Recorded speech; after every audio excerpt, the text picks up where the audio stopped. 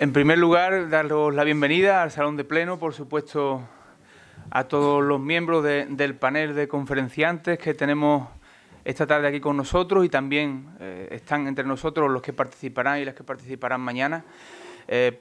No hace falta que os diga que es un lujo para nuestra localidad el tener este panel de participantes que evidentemente ensalzan estas jornadas y que teníamos muchas ganas de organizar. Sabéis que llevamos ya algunos años organizando estas jornadas, pero creo que este año hemos dado un salto en importancia, especialmente entre los participantes de la misma, ¿no? Y eso, pues, evidentemente le confieren más importancia a todo lo que aquí va a pasar. Y sobre todo, pues, porque los que asistís a la misma, pues, os instruís, os formáis y participáis de algo, pues, todavía mucho más importante. Así que lo primero que hay que hacer es darle las gracias a todos los que vais y a todas las que vais a participar en estos 2 días en la jornada. Por supuesto, darle las gracias también a la fundación que participó ayer en la inauguración, Sandra Ibarra, que nos recordaba el nombre de la fundación. Y, por supuesto, pues a todas las entidades que están colaborando en la misma, a la Asociación Española contra el Cáncer, su agrupación de Coria del Río, que sabéis la fuerza que está pues cogiendo en los últimos años. Por supuesto, a Oncorradio, a la... Estas letras son muy chicas. A la Sociedad Andaluza de Cancerología y a la Sociedad Española de Oncología Radioterápica. Y nada más, aquí lo importante que tiene que pasar hoy, pues va a pasar con los ponentes y para que todos pues podamos, como he dicho antes, formarnos e instruirnos en algo pues tan importante como es el cáncer. Por desgracia, es una realidad que está entre nosotros y tenemos que aprender a combatirlo cada vez mejor. Pues le paso la palabra directamente a Jesús para que nos hable un poco más técnicamente de toda esta jornada. Bueno, pues muchísimas gracias a todos por vuestra asistencia. Yo, siguiendo un poco el camino de Modesto, me sumo a los agradecimientos, ¿no? Por supuesto, en primer lugar, agradecer al Ayuntamiento de Coria la posibilidad que nos da de realizar este tipo de jornadas de divulgación científica, ¿no? Por y para vosotros, que al fin y al cabo sois nuestro principal objetivo, a la Asociación Española contra el Cáncer, tanto a la Junta Provincial como a la sede local, a la Fundación Sandra Ibarra, ¿no? Que nos ha sorprendido con esta exposición fotográfica llamada Resiliencia. Fijaros qué nombre tan bonito, ¿no? Es la capacidad que tenemos todos para superar una experiencia traumática. Y sobre todo después a sociedades científicas como son el Servicio de Oncología Radioterápica del Hospital Virgen de Rocío, que como todos sabéis es un centro de referencia en el ámbito comunitario y nacional, a la Sociedad Andaluza de Cancerología y a una sociedad nacional como es la Sociedad Española de Oncología Radioterápica. Y fundamentalmente el agradecimiento va para todos vosotros, que son los principales beneficiarios de este tipo de jornadas y estamos tremendamente orgullosos de que estéis aquí acompañándonos. Como introducción a todo esto podemos decir que el cáncer es una enfermedad con una importante trascendencia pública actualmente, porque todos sabemos que además existen entre nosotros un gran número de personas que padecen esta enfermedad. Fijaros, tenemos cifras como la siguiente: 1 de cada 2 hombres y 1 de cada 3 mujeres van a desarrollar el cáncer a lo largo de su vida, por lo que podemos decir que esta es la gran pandemia del siglo XXI, ¿no? Tanto que sabemos todos actualmente de pandemia. Y somos los profesionales los que debemos responder a esta situación, no solamente comentando nuestras innovaciones terapéuticas, sino también favoreciendo la prevención, la divulgación y la promoción de la salud, que es lo que estamos haciendo aquí actualmente. En torno a 1,3 millones de personas fallecieron en Europa el año pasado por cáncer. Aproximadamente unos 6.000 personas eran jóvenes y niños. Y en España es la primera causa de muerte en hombres y la segunda en mujeres. O sea que os estoy dando cifras que son bastante importantes. Con respecto al cáncer de mama, nos encontramos en un triángulo estratégico, ya que la zona de mayor prevalencia de cáncer de mama en Andalucía engloba las provincias de Sevilla, Huelva y Cádiz. Y se estima que además entre la población occidental 1 de cada 8 mujeres, es decir, importante, 1 de cada 8 de vosotras va a padecer cáncer en los próximos años. Por lo tanto, son datos que tenemos que tener en cuenta. Por lo tanto, todo esto, ¿qué tenemos que hacer? Pues evidentemente concienciar a la población, ¿de acuerdo? Tenemos y somos conscientes, sobre todo los que nos dedicamos a la lucha diaria contra el cáncer, que un diagnóstico en una etapa inicial o en una situación precoz se traduce generalmente en un tratamiento con una intención curativa y esto se traduce directamente en un aumento de la supervivencia, que es lo que pretendemos con todos nuestros pacientes. Estas jornadas pues, surgen en un principio como un proyecto de salud, ¿no? Haciendo que nuestro pueblo en un principio sea pionero en llevar a cabo este tipo de iniciativas y que va a repercutir de manera pues, muy positiva entre todos nosotros y sobre todo hacer que Coria se convierta en un referente en este ámbito. Así que lo más importante y al que le tenemos que dar cierto protagonismo en el día de hoy son los profesionales sanitarios que se encuentran aquí y que hoy han decidido aceptar nuestra invitación. Desde el ámbito más cercano, que es de la medicina familiar y comunitaria, como a los especialistas hospitalarios, que son los encargados o responsables de realizar las estrategias terapéuticas una vez que se ha realizado el diagnóstico oncológico correcto. Todos ellos basándose siempre en una excelencia y en la calidad asistencial, porque son grandes expertos y saben perfectamente de lo que hablan. John Ruskin, que es un escritor británico del siglo XIX, os traduzco literalmente una frase que decía que la calidad nunca es un accidente, sino que siempre es el resultado de un esfuerzo inteligente. Y los profesionales que tenemos aquí hoy en día pues son bastante conocedores de la situación porque se esfuerzan en el día a día en el tratamiento de los pacientes. Así surgen estas jornadas. Tenemos la suerte de contar con estos primeros espadas, haciendo un símil al ámbito de la tauromaquia, porque son todos ellos grandes maestros, cada uno en su ámbito diferente, pero podemos contar con un cartel de primera. Y para ello vamos a empezar abriendo las jornadas con nuestra primera ponente, ¿de acuerdo? Nuestra primera ponente es una médico de familia, de la que tenemos la suerte, además de disfrutar de ella en el día a día, porque se encuentra entre nosotros, se encuentra trabajando en el Centro de Salud Blas Infante, y tenemos también doblemente la suerte de tenerla aquí porque además es coreana. Así que voy a dar paso para presentarla. Ella es la doctora Beatriz Vázquez. Beatriz, muchísimas gracias por aceptar tu participación y tienes la palabra cuando quieras.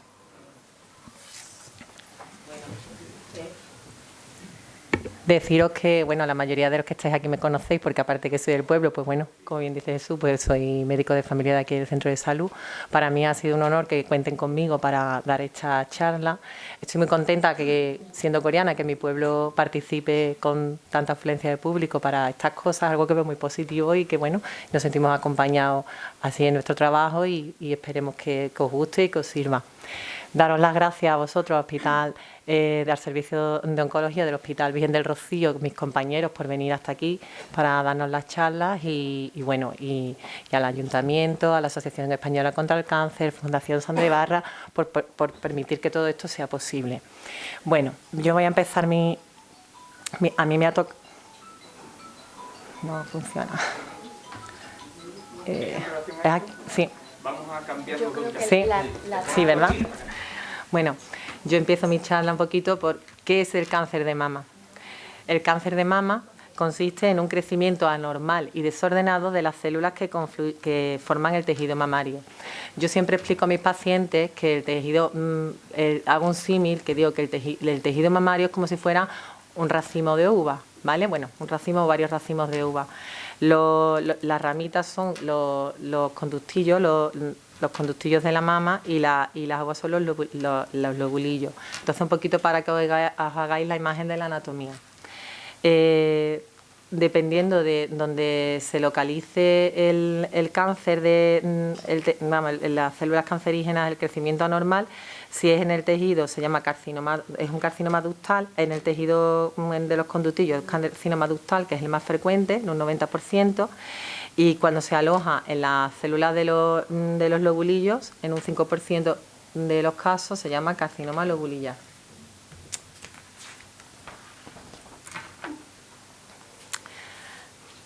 Voy a hablar de los datos epidemiológicos, que bueno, que más o menos podemos hablar sin imágenes. Como ya hemos dicho y reiteramos, es el tipo de cáncer más frecuente de la mujer española. No hay que olvidarse tampoco del sexo masculino, afecta a un 1% de los hombres. La estimación de nuevos casos del cáncer de mama en España para 2022 fue de 34.750 casos. Se calcula que una de cada 8 mujeres españoles tendrá cáncer de mama en algún momento de su vida. Una de cada 8 mujeres. El cáncer de mama sigue siendo la primera causa de muerte por cáncer en las mujeres en España. En 2020, que son los últimos datos actualizados que tenemos nosotros, fallecieron 6.572 mujeres por cáncer de mama en España. La edad de máxima incidencia está por encima de los 50 años, pero aproximadamente un 10% se diagnostica en mujeres menores de 40. Si estudiamos la estimación en el 2022, el cáncer más frecuente para el sexo femenino fue el cáncer de mama, el segundo el de colon y recto y el tercero el de pulmón. Cambia en los datos en cuanto a mortalidad. Sigue siendo la primera causa de muerte por cáncer en mujeres el cáncer de mama, el segundo el cáncer de pulmón y el tercero el de colon.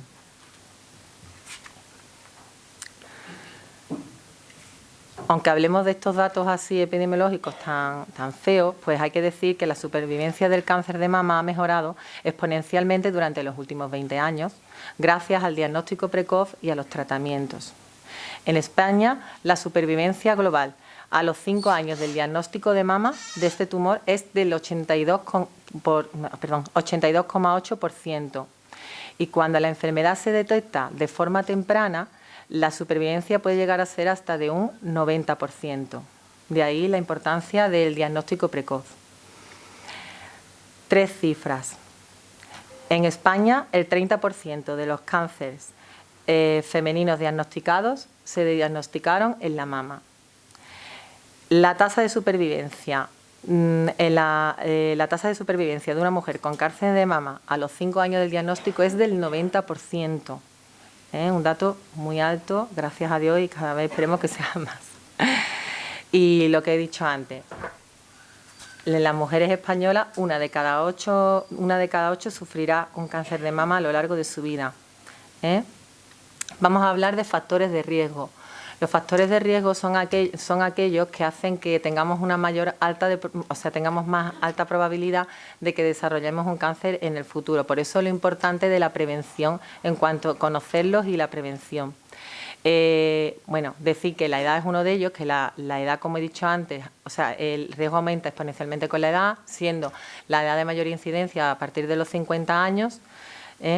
La historia personal de cáncer de mama invasivo, la señora que se le haya diagnosticado un cáncer de mama invasivo tiene mayor probabilidad de desarrollarlo en la mama contralateral. La aparición temprana de la primera regla también es un factor predisponente. La menopausia tardía, la nuliparidad, es decir, no haber tenido hijos. Uso de terapia hormonal sustitutiva después de la menopausia es otro factor de riesgo. La exposición de radiaciones ionizantes, sobre todo durante la pubertad. El consumo de alcohol, la obesidad. Existe también una predisposición genética que es debida a la mutación de 2 genes, el BRCA1 y el BRCA2, y antecedentes familiares que esto me lo preguntan mucho en la consulta, porque mira, que tengo una prima por parte de padre, que no sé cuánto, que está diagnosticada, pues los antecedentes familiares que intervienen como factor de riesgo son parientes del primer grado, es decir, madre, hermana o hija, ¿vale? El hecho de tener un familiar de primer grado que lo haya padecido duplica el riesgo de padecerlo, ¿de acuerdo? En cuanto a los factores de riesgo, tú ya estás por aquí. Vale. Voy por aquí.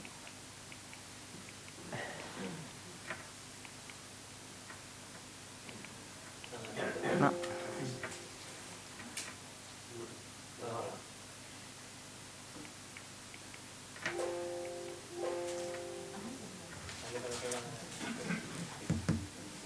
Abajo. Abajo. Y si quiero señalar que tienes el... Sí, eso sí, pero...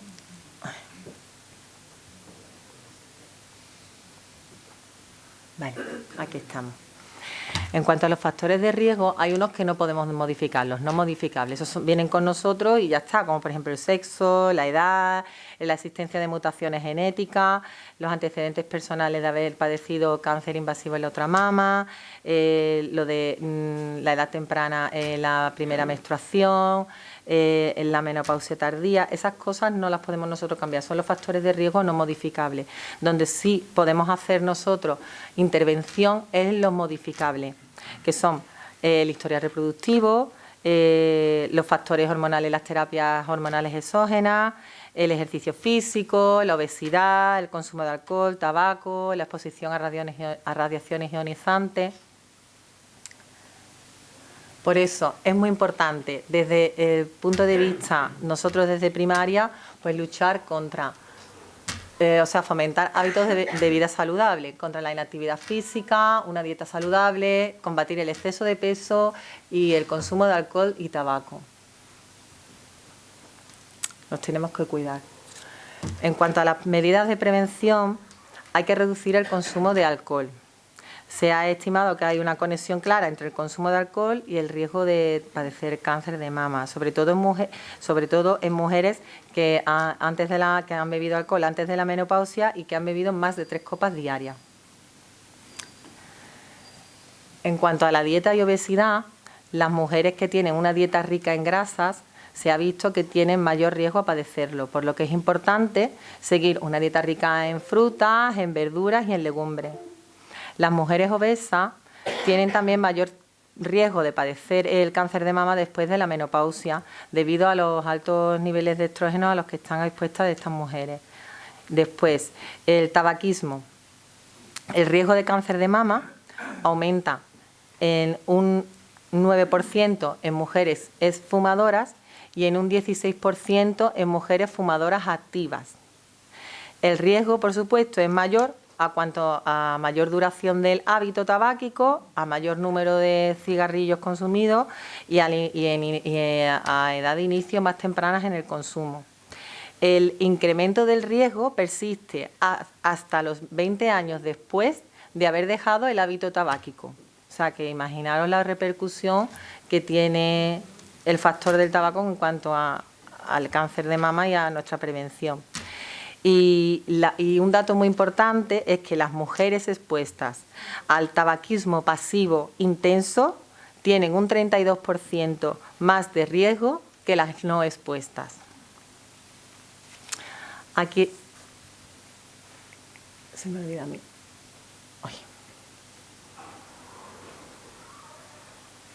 Bueno, perdonadme el tema tecnológico.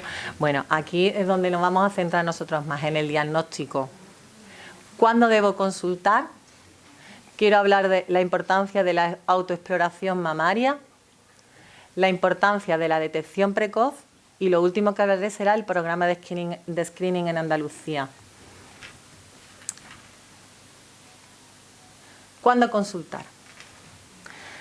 Pues, cuando tengo una secreción por el pezón, ya sea secreción blanquecina o sanguinolenta, cuando observo signos de retracción del pezón, cuando observo una hinchazón o una asimetría en una zona de la mama, o bien la hinchazón global de una mama con respecto a otra, cuando veo alteraciones en la piel o yuelos,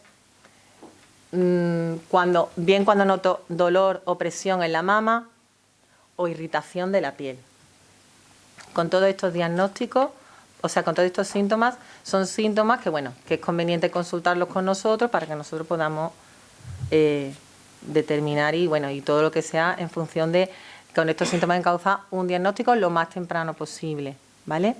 La autoexploración mamaria. Me voy a salir un poquito de las mujeres que estamos aquí. ¿Podrían levantarme la mano si son tan amables aquellas que se han autoexplorado alguna vez la mama? Bastante, perfecto. Perfecto, ya está muy bien. Muy bien. Es que todavía, aunque os parezca mentira, llegan señoras a consulta de todas las edades que no se autoexploran primero porque no desconocen a lo mejor que es importante autoexplorarse la mama, otras señoras que no saben, no conocen cómo deben de hacerlo, o otra que afortunadamente cada vez es menos frecuente, que es la de miedo. O sea, no me autoexploro por miedo a que me vaya a encontrar alguna cosa, me vaya a encontrar un bultito, y aunque parezca mentira, todavía hay casos así, ¿eh? Y eso hay que erradicarlo. La autoexploración mamaria. La autoexploración mamaria, según la edad, vamos a determinar cuándo hay que hacerla. Si es una mujer en periodo fértil, habría que hacerla 4 o 5 días después de terminada la regla, ¿de acuerdo? Siempre en esa fecha. Si la señora es menopáusica, da igual en el día del mes que se haga la autoexploración, pero es importante que la haga una vez al mes como mínimo, ¿de acuerdo? La autoexploración mamaria, pues... otra vez me voy para atrás. Aquí. La autoexploración mamaria se puede hacer, hay que hacerla principalmente de dos formas. Una de pie frente al espejo y otra recostada, ¿vale?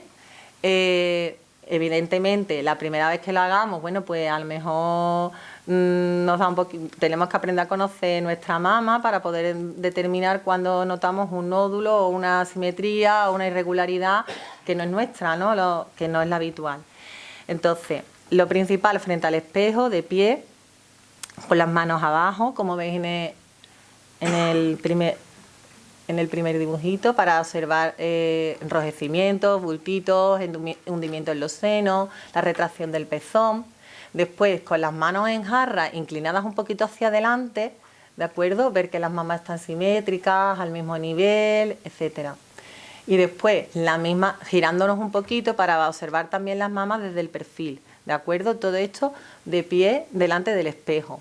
Lo siguiente sería, levantando el brazo de las mamas que vamos a explorar, hacer movimientos circulares con los de 2-3 dedos, los 2-3 dedos índice, corazón, vamos palpando poco a poco, realizando un rastreo en sentido de las agujas del reloj por toda la mama, ¿de acuerdo? La podemos hacer en movimiento circular o en movimiento longitudinal de arriba abajo, ¿de acuerdo? Y después estos mismos pasos recostadas en una cama. En la ducha también es un buen momento para hacerse la autoexploración porque, bueno, con la mama mojada de pie y con el jabón también es fácil palpar los nodulitos de la mama, ¿de acuerdo? Y por último, no hay que olvidar nunca la zona del pezón y presionar un poquito la zona del pezón para observar si hay secreción a ese nivel, ¿vale?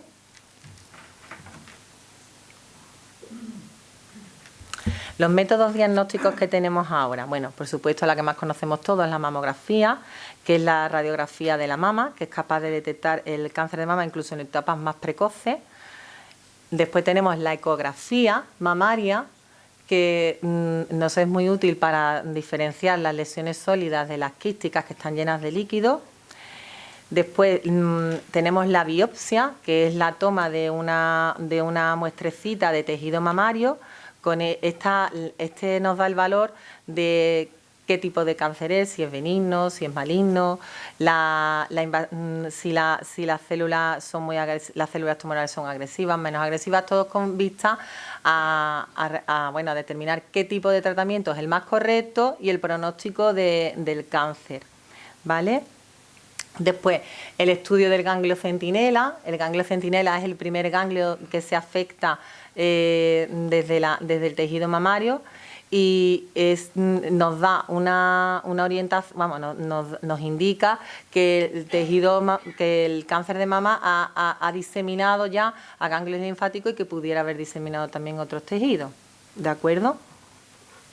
Tenemos otras pruebas complementarias como son la gamografía ósea, el TAC, el PET, que se utilizan para ver si existe diseminación del cáncer de mama. Los órganos que más se afectan, donde el cáncer de mama metastatiza más frecuentemente son el hueso, el pulmón, el cerebro y el hígado. Y después también utilizamos las analíticas, bueno, para ver el estado de salud general de las señoras y después para estudiar lo que son los marcadores tumorales, para estudiar un poco la progresión, la evolución de tratamientos, etcétera. Y los marcadores tumorales típicos de la mama son el CA15-3, el CA27-29 y el CA.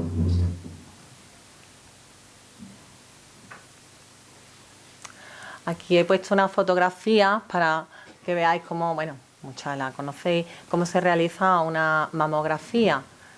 Si veis, aplastamos el seno por arriba y por abajo en el aparato de radiografía y después, bueno, pues se tienen imágenes, como veis aquí en este extremo, donde rodeo, bueno, la existencia de una tumoración. Y esta ilustración de abajo es para que veáis, bueno, el tejido mamario y el ganglio, el tumor en azul y el ganglio centinela, que es el primero que se afecta a nivel axilar.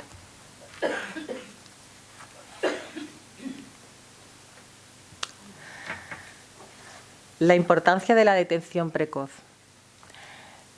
La detección precoz no es más que detectarlo en los estadios más precoces, antes de que se disemine, antes de que tengamos que utilizar tratamientos más agresivos. Entonces, es muy importante. ¿Por qué? Porque podemos tratar a tiempo, elevamos el porcentaje de curación hasta casi el 90%. Y cuando el tumor se detecta en un estadio más avanzado, que ha producido metástasis, el porcentaje de curación evidentemente disminuye muchísimo. Es por tanto muy importante la autoexploración mamaria y la realización de las mamografías pautadas, ¿vale? Muy rápido, no sé. Bueno, lo último que me voy a centrar es en el programa de screening de Andalucía. El programa de screening no es más que la realización de las mamografías cada 2 años en toda la población femenina entre los 50 y 69 años a todas las mujeres residentes en Andalucía. Las mujeres reciben en su casa una carta para acudir a una cita a la unidad de exploración mamográfica más cercana. Se le realizan dos proyecciones de la mama y el resultado lo recibe la paciente bien por correo, y en el caso de que exista alguna anomalía o se detecte alguna lesión o alguna sospecha, pues directamente va a ser derivada al hospital para completar estudios. Abajo aquí, que es que se ve un poquito regular, tenéis el teléfono de detección de detección precoz del CA de mama, que es el 955 006 300, por si lo queréis apuntar, porque yo sé que hay mujeres que, bueno, que tenéis ya edad de que entráis en el screening, que todavía no me han llamado, que no me han hecho mamografías, que tal y cual, que aquí podéis llamar y decir, dais vuestros datos y, bueno, la edad y todo esto, y ellos mismos os citan, ¿de acuerdo? Para que lo tengáis.